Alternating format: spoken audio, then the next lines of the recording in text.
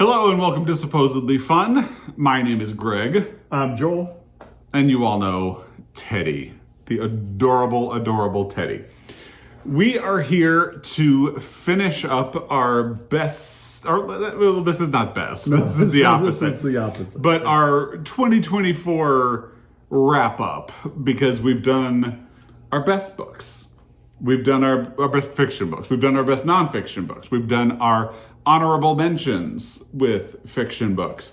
So here we are today to talk about our worst books of 2024. Some of our greatest disappointments. And, preface for this, we're not here to yuck anybody's yum. We're not trying to pee in your pool, anything like that. I always kind of struggle with the idea of the worst books video because I don't want to be mean-spirited about this. However, every year I come to the conclusion that it's worth talking about things that didn't work for you as well and share that information with other readers. And you might agree or you might not agree, and that is fine. You might dislike one of the books that we had in our favorites. Exactly. So that's fine. Everything is relative. So Teddy's losing his mind a little bit because we have a cup of tea each, and we have these shortbread cookies that Joel made with a recipe from the Hebridean baker. Hebridean? I think that's how you pronounce it. I pronounce it wrong, but if you know how to pronounce it, let us know. Phonetically. He's a baker that I learned about while over in Scotland. And he's a Scottish baker. He is gay. Which I just learned and I found delightful. Yeah. And he's really charming on Instagram, and he has a really fun cookbook. Yeah. And he has a new one coming out too. So maybe when his new cookbook comes out, I may do a little something from it. Yeah, because this shortbread is delightful. Yes, I'm impressed with it. Yeah, so there's a positive note to start on. And let's save our overall worst books for last. Okay. Shall we? Sure. Why don't we start with the category that you can join in on, and then I kept track of all the books that I DNF'd this year, so I'll just quickly read those off. You don't track your DNFs. No, but I will start. And they were good or bad books. They were just like, I was not in the mood. So Teddy would like to go. And sometimes if I'm doing an audiobook and it's a narrator and I just can't, the narrator's voice doesn't work for me, it just takes me away from all of it and I just can't do it. So not that it's a good book or a bad book, it's just the narration doesn't work for me. Yeah, I have at least 2 books that I didn't finish, and I will start with those. They are DNFs, but they are books that I would probably revisit in the future. And there are some that I probably wouldn't try. So the 2 that I DNF'd but would probably try again were The Christmas Orphans Club by Becca Freeman and Milkman by Anna Burns. So at this time last year, if you remember January 2024, I had a really hard time getting my reading year going. I just didn't feel in the mood to read and couldn't really find books that I felt like diving into. So it was halfway through the month before I actually finished a book in 2024. And the reason that's relevant is that The Christmas Orphans Club was something I started at the end of 2023, and I was supposed to carry it into January, and I just wasn't in the mood to read anything. And I liked it. So. You liked it. It was in your favorite. Yeah, it was in my favorites. Books. Yeah, so I would go back to it, but it does count as a DNF, and that goes to say that this is not a bad book. You found the characters a little more annoying than I did. I just kind of went with it. That's true. And maybe that's part of why I was just having a hard time getting into it. Right. And then Milkman by Anna Burns, I started listening to on audio, and I hear such consistently good things about the book. But I really liked the first chapter, and then the second chapter completely lost my interest. And I just, again, was not really in a mood I was trying to keep up a little bit of momentum with my reading. And it just wasn't happening. So I put Milkman to the side, but I would try it again because that first chapter was really, really good. And then the books that I didn't finish and probably would not go back and do are Biography of X by Catherine Lacey, Oh, by the way, I should clarify. I only count something as a DNF if I got about 50 pages into it, or 15% of the way into an audio. If I bail on something before I get to that point, doesn't count, doesn't even exist. Because at that point, I don't even feel like I could talk about the book or what I felt about it. Biography of X, I just wasn't really into it. The Adventures of Huckleberry Finn, I was not enjoying it. And you actually finished it before reading James and gave me the grace to say, you don't have to do this to read James. I didn't enjoy it. So. So I let that one go and probably wouldn't revisit it. Cinema Loved by Jia Ming Tang, that is actually one that I probably would revisit at some point, because it turned out there are ghosts involved, and ghosts are something in a book that can make me lose interest really quickly. So there's that hurdle that I didn't know about going into the book, but I didn't think it was a bad book. So I might potentially try that again at some point, but the ghosts might make me stay away. The Intoxicating Mr. Lavelle by Neil Blackmore, I wasn't feeling into that. I DNF'd Desert Echoes by Abdi Nazemian. We will get into it. And Long Island Compromise by Taffy Brodesser Ackner. I just was finding the protagonist of that book to be annoying. But again, if you have finished these books, if you've enjoyed them, that's fine. You know, everybody has different opinions about a book, and it is what it is. So I said we were going to start with one that you could join in on, and then I went and listed all of my DNFs. So okay. I apologize. I still have a couple. Yeah. I do want to say neither one of us finished or liked Huck Finn. We know it's a classic. We know people out there love this book. Yes. We've already been browbeat on our half-year mark. People voice their opinions on it. Yeah. I really appreciate your opinion. I love it. It's not what I wanted to read at that time. Yeah. So I understand. It's a good book. It's a classic. People love it. I just didn't want to finish it. Yeah. And I think that just goes to the idea of, like, people have different opinions of books. It's fine. If, you know, my favorite book of the year, if you read it and you didn't like it, that's totally fine. That is valid. So we are all allowed to have opinions. And if you disagree, you can let us know, but not in that browbeating way. That is a little. And I appreciate when, so I read a book, The Beartown by Frederick Bachman.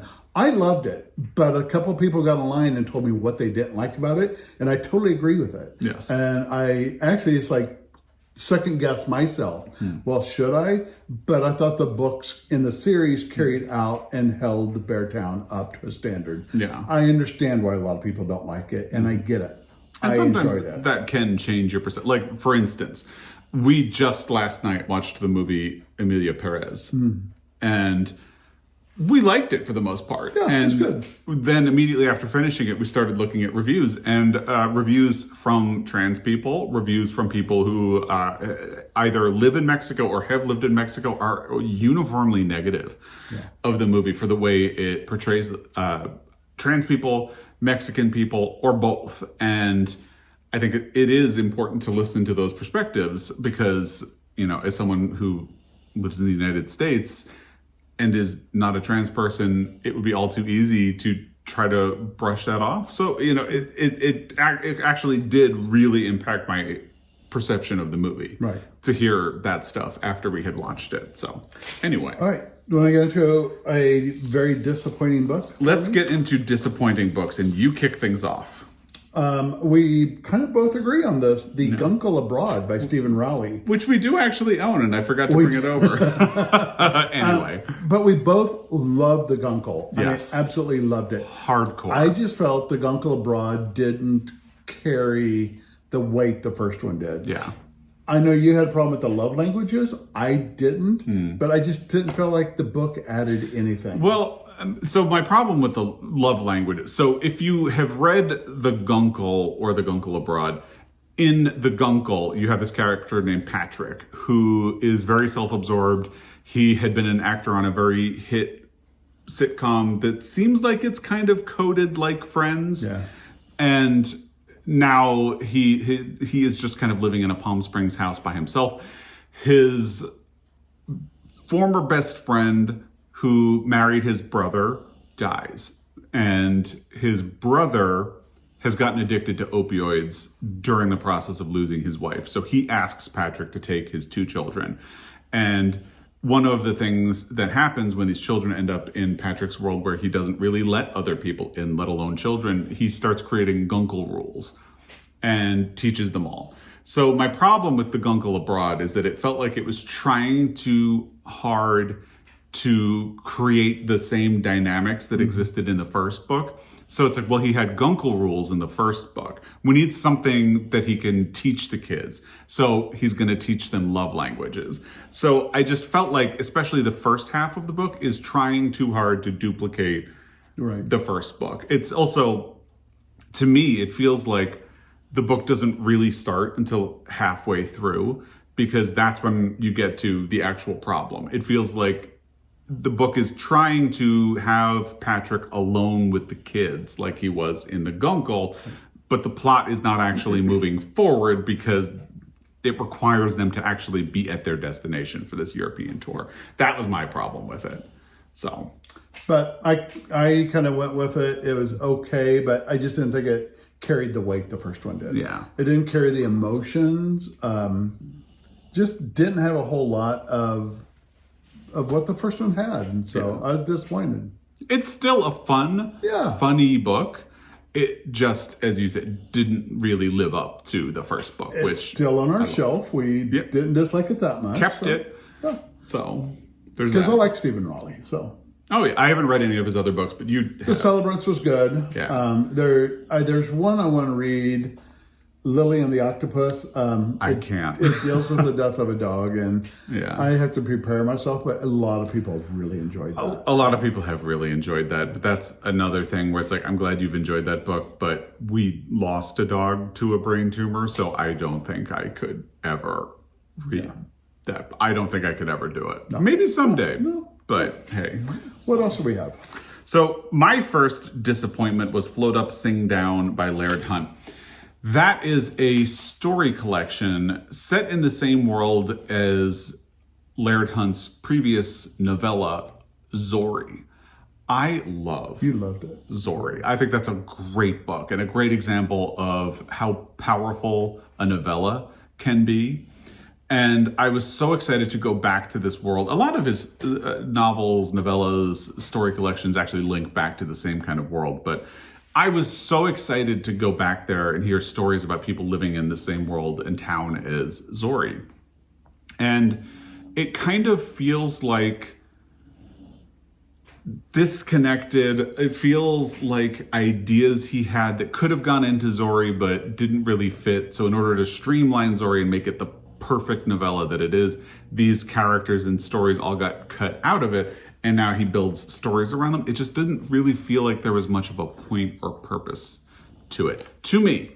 Again, your mileage may vary. So that was my disappointment. Did you have any others? I did. I have a couple more. Okay.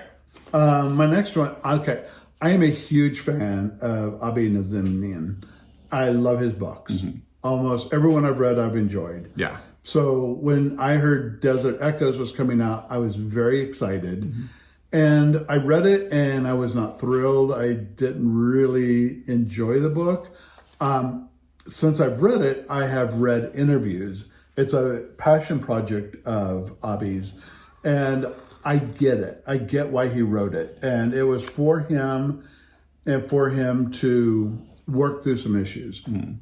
It just didn't do a lot for me. It was about 2 boys go out to the desert and one comes back and the other does not come back. You don't know why or where or what happens. So the book is a bunch of flashbacks, and then the one boy goes back 3 years later to try to figure it out. So it was a healing process, I'm sure, for him. And he has even said that as well. I just didn't enjoy it. Yeah. And actually, that is one of my biggest disappointments of 2024 as well, because I didn't finish it. You may recall it was on my list of DNFs. And part of why I didn't finish was that I just really wasn't enjoying the book. I didn't like any of the characters. And that was one of the things that was most disappointing for me, because Abdi Nazemian is great at characters. You know, like A Love Story, great characters, very different characters. Yeah. And only this Beautiful Moment. I love Love that it. book. Those are my top 5, I believe, last year. Same. I think both of those books were in my top 5. His stories are compelling and thoughtful and beautiful, and I just loved everything about his books. This one I just didn't care about. Yeah. So I was reading it. I was not liking it. I was starting to think, if this was any author other than Abdi Nazemian, I would have not finished this book. And then I talked to you because you had read it before I did, Right. and really weren't into it. So when I started to struggle, I think I expressed that, and you said, honestly, finishing it won't have any payoff. No. So, and I think we actually talked about the premise and the conclusion. Yeah. And you're even like, no. And somebody else out there, Kurt Anderson. oh yeah, a that's subscriber, right, yeah. kind of said he didn't enjoy it either. So Yeah, and he is another Abdi Nazemian super fan. And if you haven't read any of his books, do, except this one, maybe. Any of his Abdi's books are really good. Yeah. I think This Beautiful Moment is probably one of my favorites. Yeah, I have not read the Chandler Legacies, and you have, but you liked it. It's okay. It comes from almost like the Brat Pack and Breakfast Club. Yeah. I'm from that era, so I got it and I had fun with it. But there's some heavy stuff in there too, but I enjoyed it. He does well with heavy stuff usually. Then I just feels like this one definitely was. You can see how it, knowing what you told me, it was deeply personal for him. But sometimes, like, somebody else's therapy doesn't really feel like something you need to engage with. So I would still be very interested in his next book. Okay. So anyway, we had that one in common. Then I also have Highway 13 by Fiona McFarlane, which sounded intriguing to me. It's a collection of linked stories. And I don't really like true crime because it's a bit lurid. It tends to sensationalize the killer and the crimes at the expense of the victims. And I don't like that. So if I engage with true crime, it has to be something like The Five by Hallie Rubenhold. An excellent book. Which really talks about the impacts of the crime and the people who were impacted.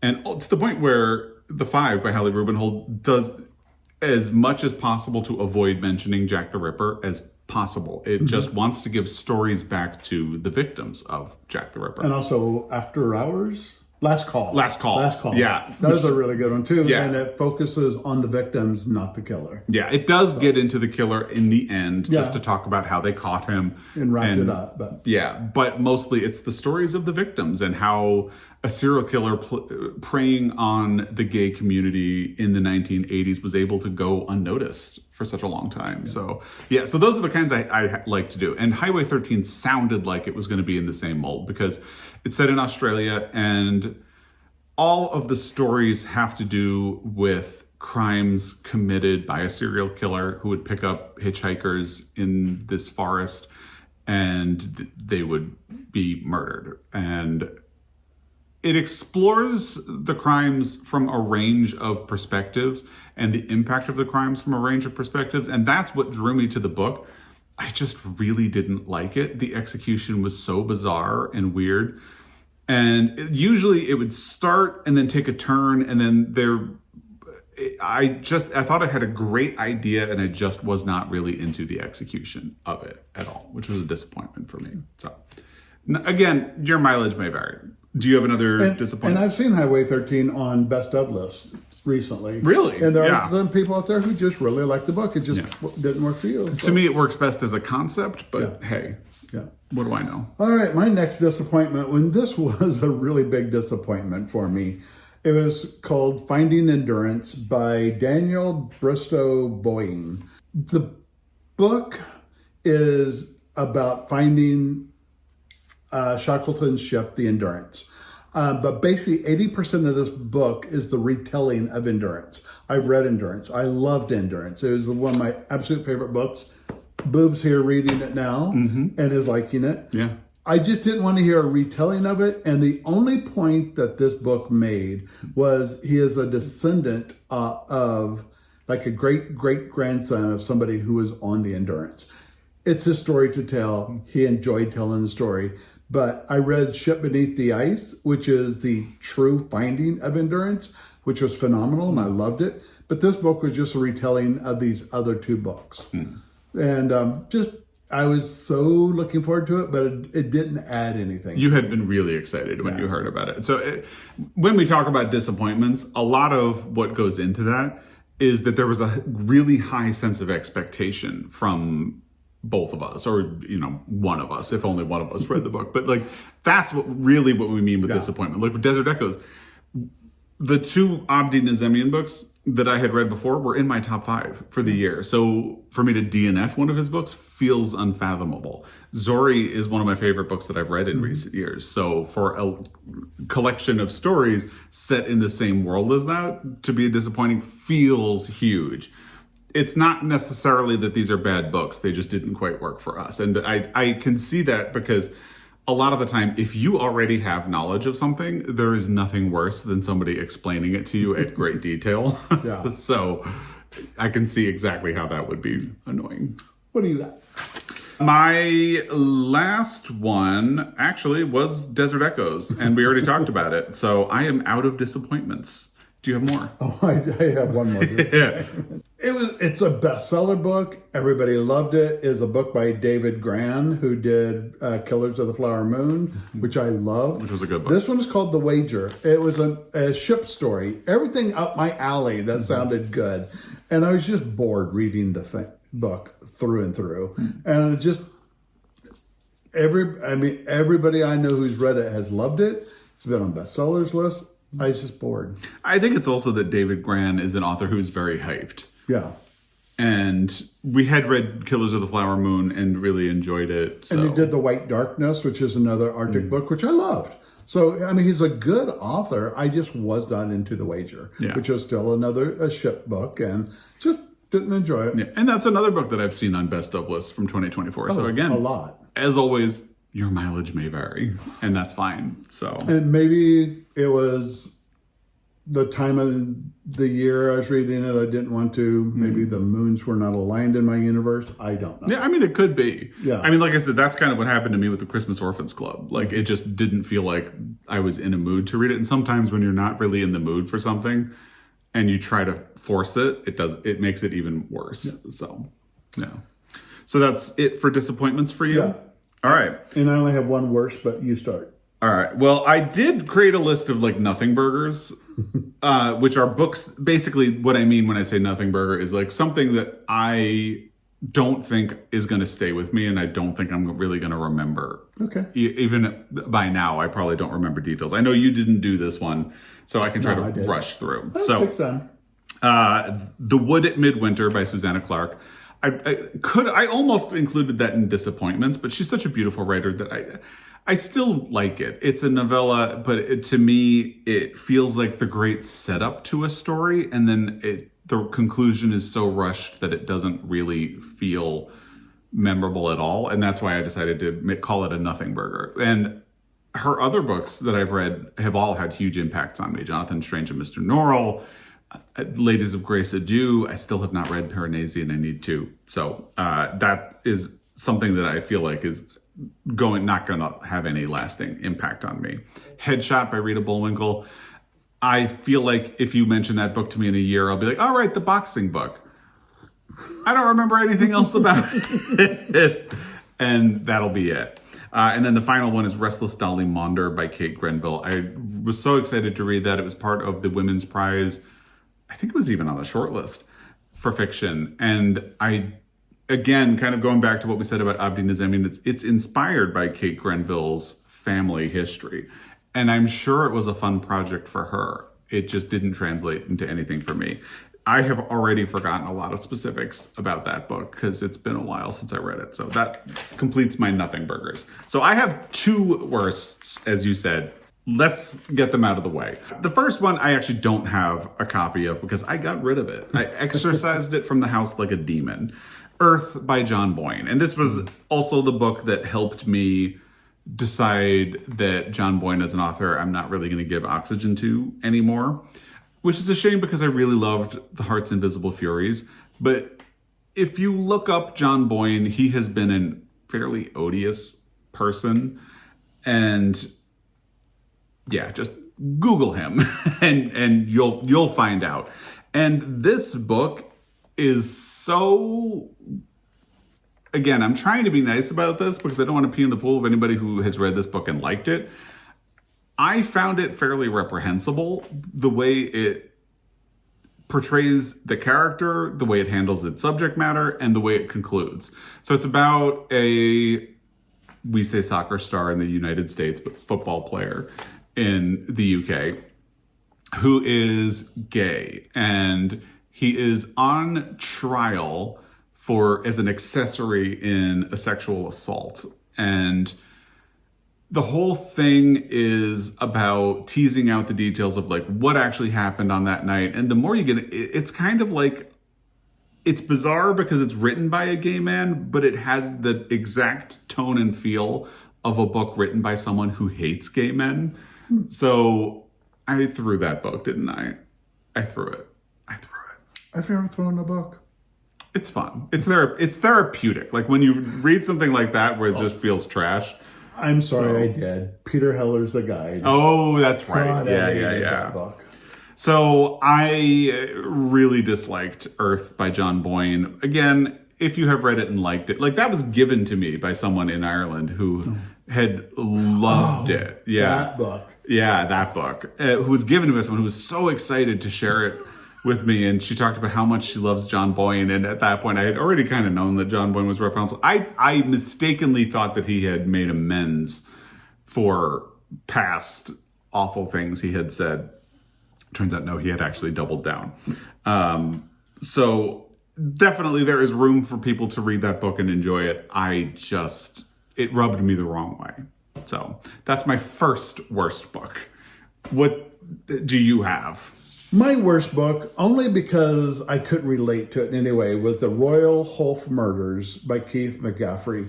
He's a Montana author, hugely celebrated. Yes. But his books are all fly fishing, misogynistic, and out of date, and none of that worked for me. Yeah. It wasn't that it was a bad book. It just wasn't my book or a good book, but it ranked number 78 out of all 78 books I read. Yeah, he is a wildly popular author in Montana, huge. as you said. If you walk into any bookstore in Montana, they are pretty much guaranteed to have his books. Our local used bookstore has almost like a whole section for his books on a table of local authors. And yeah, so clearly there are a lot of people who don't agree, but we also live in a red state. So, could be. I don't know. It just didn't work for me. Yeah. But it clearly works for other people. Yeah. So, there it is.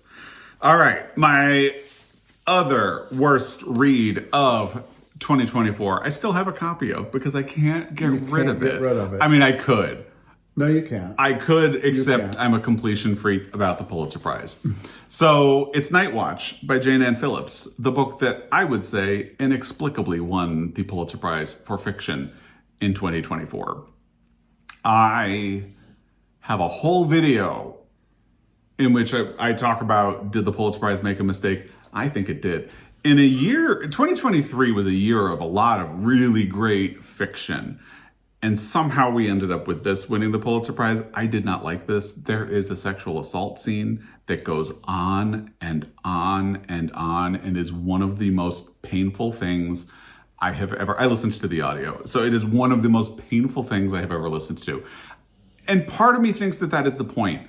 But when you linger on something like that, I think Jane Ann Phillips is trying to make you complicit as well in a sort of lurid way, like saying but it doesn't quite work. It still feels voyeuristic to me and unnecessary. And the ending of this book, I hated the ending of this book.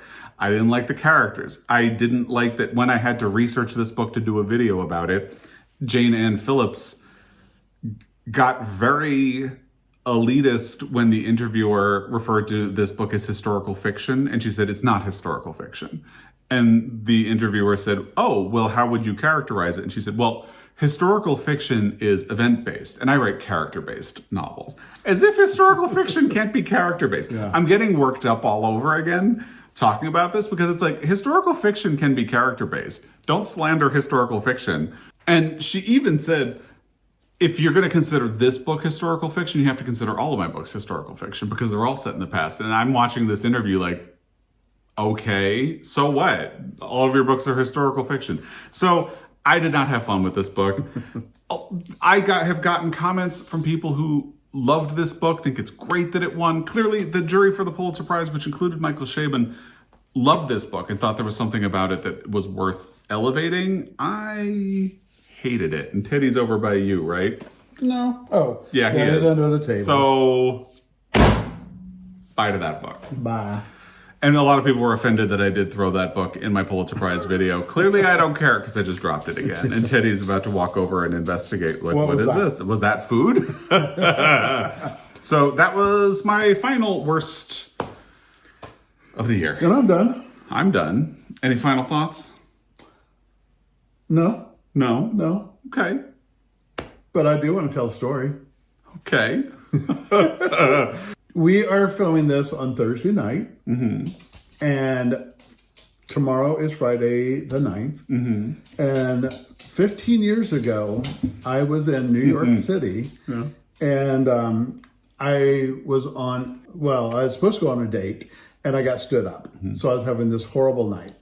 And so I'm walking through New York City. It's raining. It's cold.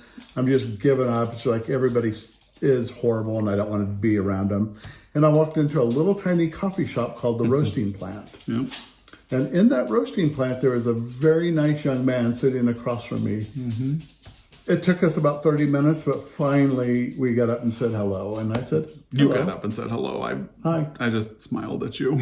What was your night like that night? Oh, I was actually, so that was after I took a big gap between high school and college, and I went and got an associate's degree and I transferred to Columbia. So it was like the end of a semester at Columbia, and this friend that I used to study with and I had been so stressed, we decided he found a way of traveling the Caribbean cheap. So we went to the Caribbean, and it was a nightmare because on our first full day on the sailboat that we were going to be on, there was a boating accident. It's a whole long story, but it was awful. I had nightmares about that for years. Everybody was fine ultimately though, but he did lose all of his money, and you were supposed to pay cash for the trip. So we were supposed to be gone for a month. I wasn't supposed to be back in the country until the end of January. So we slowly worked our way back to the US. He ended up going to San Francisco to visit his boyfriend at the time and just spend the rest of his break between semesters doing that. I got back to New York City like afternoon or evening, and I realized I had left my laptop at my friend's apartment, so he had to call the doorman to let me in. I went and got my laptop out of the apartment and left. And as I was walking back to the subway, I was thinking about it, like, I'm so exhausted. I've spent days trying to get home and in airports and everything. I really just want to go to bed. But this was in the early days of smartphones, and a lot of people still communicated by email. So I thought to myself, if I stop in this coffee shop that I used to study at all the time, it's like, if I stop in the coffee shop, I can just send people emails now. And then tomorrow, all I need to do is sleep. I will have fulfilled all of my obligations, letting everybody know I'm home and safe and all of that. And I walked in and I immediately saw you. And I intentionally sat down where I would be like staring at you. And I was too shy to say hello. So we just like smiled at each other for like 30 minutes, possibly even longer. And I finished sending all of my emails and I just kept hanging out in the coffee shop. And you came over and said hi. I think you're drinking out of an empty cup of coffee. I probably was. So you came over and said hello. And then the capper to the stores, we talked. And then you went to go sit down and just said, it was nice to meet you. And I was getting ready to leave. So I went over and said, well, we should do this again. And I got your number. Or I gave you my number, and you texted me. Yeah. I had gotten like 50 feet away from the coffee shop, and you texted me. And I didn't end up sleeping the next day because we ended up meeting for coffee. Kind of a late breakfast. Yeah, like a late breakfast. The pastry shop. The Hungarian pastry shop near Columbia University. And we spent the entire day walking around New York City. Yep, we did. So, and here we are 15 years later. So yeah, the day we're filming this, it's been exactly 15 years since I met this guy. So there you go. opened on a positive note, and now we're going to close on a positive going to close note. on a positive note. And again, if you have read any of these books and you've liked them, that is totally fine. Feel free to comment back. And even if we had harsh words for the book, I hope you're not offended. If you're offended that I dropped a book, it's fine. Jane Ann Phillips will be fine. She's probably never going to see this, because that was the thing most people were upset about. They were like, what an offense to Jane Ann Phillips. It's like, I don't think she's ever going to see this. Yeah. But anyway. And if she does, sorry. Yeah, so be it. All right. So we haven't even touched our shortbread. Bing. Yeah. This is good shortbread. And this is also a preface to a celebration video that we're going to do coming up at some point. I don't know when. And we're done wrapping up best and worst of 2024. Now we get to start. Actually, no, there will be one more. So we're going to do another video together where we look at stats and wrap our sort of year in review for 2024 for both of us. Stats, and are we going to do our most anticipated? Yeah, you want to join? I'd like to do that. So we'll also be doing that. So you're getting a lot of Joel. Mine may come out next week, so we better hurry. Well, I figure I know exactly which one you're talking about. I think there are a lot of people who are just as excited for that book who don't know that it exists, because over the last week, I've actually gotten messages from 3 different people on Instagram saying, did you know that this book is coming? So even if the book is already released at the time we filmed the video, it's going to be fine. But so many people are just finding out. I knew before it was even written, because I got to interview the author, and that author gave me a little sneak peek of what's going to happen. Yeah. So I'm very excited. And if you followed along, you might know what he's talking about. Yep. A little bit of a tease. So you're going to get a lot of Joel in January. January. Joel-uary. Yeah. Anyway, Teddy has carried a ball over to Joel's feet and it wants us to play with him. So we're going to finish these shortbread and pay attention to him. Yep. As always, we really appreciate your time, and thank you for all the kind words and comments that we have gotten, the support that we've gotten. It is, we say it all the time, but we really mean it. It is very appreciated. And we will be back, even this guy. Yeah. Until then, happy reading. Happy baking. Happy baking.